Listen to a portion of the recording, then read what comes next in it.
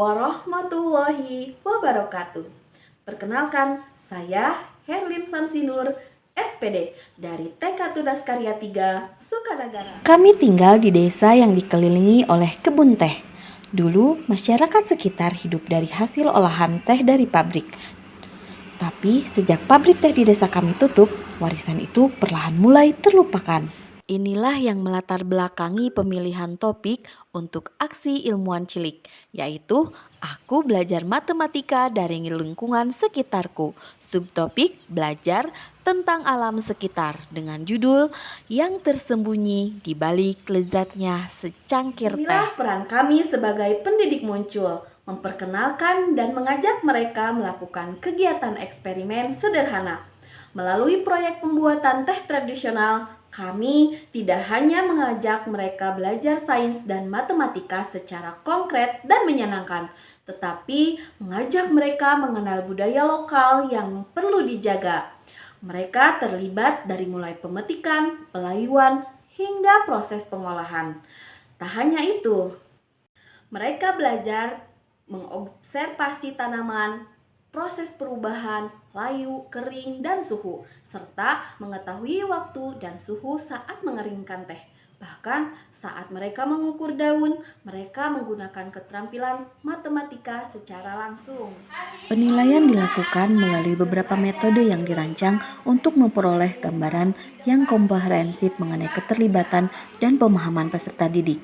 Metode penilaian yang kami gunakan meliputi observasi langsung, penggunaan daftar checklist, dan wawancara. Dengan cara ini, anak-anak tidak hanya bermain, tetapi juga berpikir lebih dalam. Yuk, kita lihat keseruan aksi ilmuwan cilik TK Tunas Karya 3. Siapa sangka dari tangan kecil mereka bisa tumbuh ilmu dan cinta pada lingkungan sekaligus. Setiap memulai kegiatan, kami diawali dengan berdoa. Di hari pertama, kami mengajak anak-anak untuk mengobservasi daun teh melalui berbagai macam kegiatan. Apa tadi? Daun apa, sayang? Simpan dulu kan, nggak boleh dimakan. Pucuk daun teh. Terus ada apanya itu yang kecil-kecil? Ada ulat. Hah? Kenapa ada ulatnya ya? Ayo, kenapa ada ulat? Kalau di kebun teh suka ada ulat. Oke. Hari kedua dengan kegiatan pergi ke kebun teh untuk membeli dan memetik daun teh sendiri. Di sini anak-anak banyak sekali menemukan pembelajaran. Kemudian anak-anak memilih daun yang besar dan kecil. Lanjut melakukan pelayuan dengan bantuan sinar matahari. Memilih daun yang besar dan daun yang kecil. Ibu ini kecil. Oke. Sudah menemukan? Apa yang kalian dapatkan? Dewa mendapatkan biji-bijian dan buah sama daun yang kecil dan yang besar. Sudah panas belum? Belum. Hari ketiga yaitu pengolahan. Daun yang sudah layu mereka tumbuk dan untuk memudahkan sebagian dari anak-anak mengguntingnya terlebih dahulu. Kemudian menyangrai daun tersebut sambil mengamati suhu dan perubahan warna pada daun. Kenapa ya ini nggak pakai minyak? Nggak, soalnya ini tidak memakai minyak. Itu kan teh hijau. Ini teh karena kita membutuhkan rasa yang kuat dan tekstur yang kering, jadi tidak digoreng.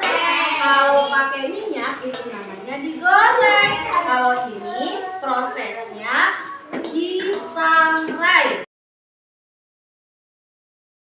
Hari keempat kami melakukan percobaan. Apa yang terjadi ketika daun yang kita olah kemarin kita campurkan dengan air panas? Coba, penasaran tidak? Teman apa ya yang terjadi di dalam teko ini? Ya, kita buktikan. Ini warnanya menjadi berubah. Kenapa daun yang kita seduh menggunakan awan air panas ini berubah warna, itu dinamakan ekstraksi. Apa sayang? Ekstraksi. Terus gimana lagi? Terus Alipa sama teman-teman tuh teh dikeringin, ada yang gosong, ada yang muda, ada yang terlalu muda. Udah itu pakai air panas. Kegiatan ini menjadi bukti pembelajaran deep learning. Melalui eksperimen ini, anak-anak belajar sains, matematika, budaya, dan keterampilan hidup. Semua dengan cara yang menyenangkan dan mendalam. Dan yang paling membanggakan, mereka berhasil dalam pembuatannya. Anak bukan hanya belajar, tapi menciptakan. Bukan hanya bermain, tapi memberi makna. Bukan hanya mencoba, tetapi menginspirasi. Inilah wujud nyata pembelajaran holistik, dari akar hingga hasil panen, dari rasa ingin tahu menjadi prestasi. Kami